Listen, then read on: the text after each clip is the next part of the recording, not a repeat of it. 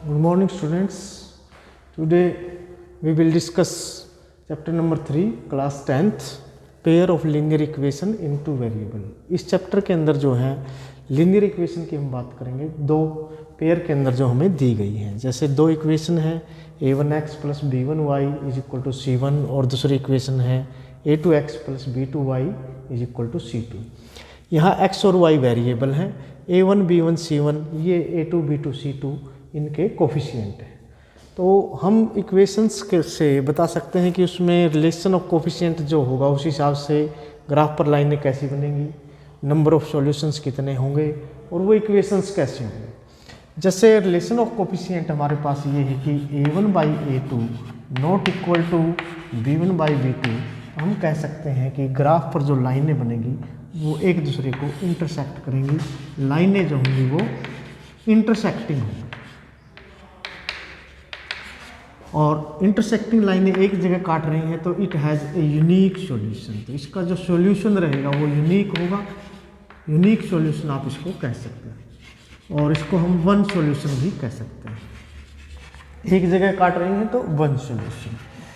और लाइनें कैसी होंगी, इक्वेशंस कैसी होंगी, इक्वेशंस हम कहेंगे कॉन्सिस्टेंट जो है इक्वेशंस रहेंगे।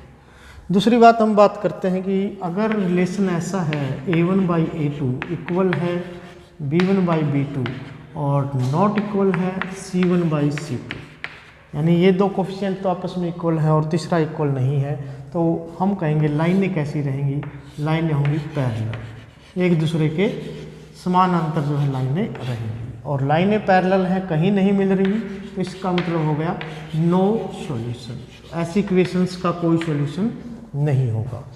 इसी प्रकार अगर हम बात करेंगे कि इक्वेशंस कैसी होंगी तो कोई सॉल्यूशन नहीं है तो इनकंसिस्टेंट जो है हम कहेंगे कि इक्वेशंस जो है वो इनकंसिस्टेंट रहेंगी। अगर सिचुएशन ऐसी है कि a1 बाई a2 इक्वल है b1 बाई b2 के और इक्वल है c1 बाई c2 के, तो हम कहेंगे कि जो लाइनें हैं वो को इंसिडेंट होंगी, बिल्कुल एक दूसरे के ऊपर से गुजरेगी। तो इसके बहुत सारे सॉल्यूशंस ऐसे लाइंस के हो जाएंगे, तो इट हैज़ मैनी सॉल्यूशन, बहुत सारे सॉल्यूशन इसके होंगे। और हम लाइनें इक्वेशंस को कहेंगे इक्वेशन होंगी कंसिस्टेंट। ऐसी सिचुएशन के अंदर जो इक्वेशन रहेंगी वो कंसिस्टेंट कहलाएंगी। तो हम देख रहे हैं सॉल्यूशन जब भी होगा यूनिक हो या फिर मैनी सॉल्यूशन हो तो हम इक्वेशंस कहेंगे कंसिस्टेंट। अगर नो सॉल्यूशन है तो इनकंसिस्टेंट, ऐसे सिचुएशन के अंदर हम इक्वेशंस को बोलेंगे। इस प्रकार से रिलेशन के ऊपर डिपेंड करेगा कि ग्राफ के ऊपर लाइनें कैसी होंगी, नंबर ऑफ सॉल्यूशंस कितने होंगे और इक्वेशंस कैसी होंगी, हम यहाँ से बता सकते हैं। तो हम एक एग्जाम्पल लेकर के देख रहे हैं कि उससे हमारे पास किस प्रकार से रिलेशन कोफिशिएंट्स के बीच आता है और उसकी वजह से लाइनें कैसी बनेंगी ग्राफ के ऊपर और सॉल्यूशंस उसके कितने होंगे। तो यहाँ से हम एक मेथड भी कर रहे हैं जिसको हम सब्स्टिट्यूशन मेथड कह देते हैं। जैसे हमारे पास एक इक्वेशन है x plus y is equal to 5, this is equation number 1। और दूसरी इक्वेशन जो है दी गई हमारे पास 2x minus 3y is equal to 4।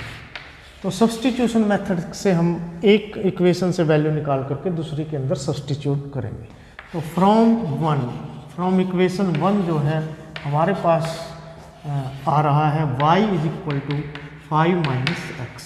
तो y की जो वैल्यू है वो 5 माइनस एक्स हो जाएगी और इसको हम सब्स्टिट्यूट कर रहे हैं पुट इन 2, इक्वेशन 2 के अंदर हम इसको रखेंगे। हमारे पास है 2x माइनस 3y की जगह 5 minus x is equal to 4, यानी 2x 5 3 जा 15 और माइनस माइनस हो जाएगा प्लस के 3x इज इक्वल टू 4।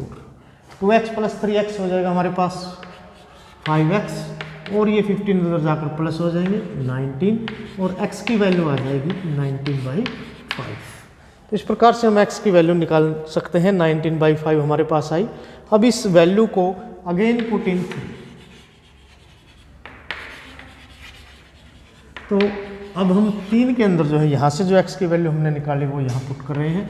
तो y की वैल्यू आएगी हमारे पास 5 माइनस 19/5। तो यहाँ से हम एलसीएम लेते हैं 5, 5 जा हो जाएगा ये 25 और माइनस में 19 और y की वैल्यू आ जाएगी यहाँ से 6/5।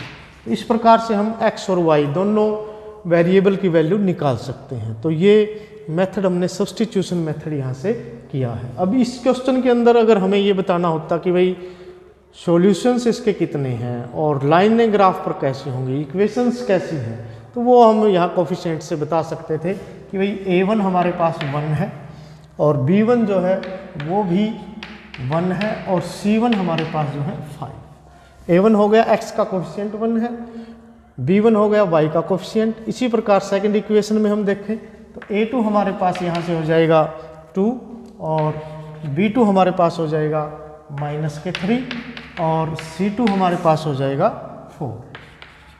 तो यहाँ से हम देख सकते हैं कि a1/a2 जो आ रहा है हमारे पास 1/2 और b1/b2 हमारे पास आ रहा है -1/3।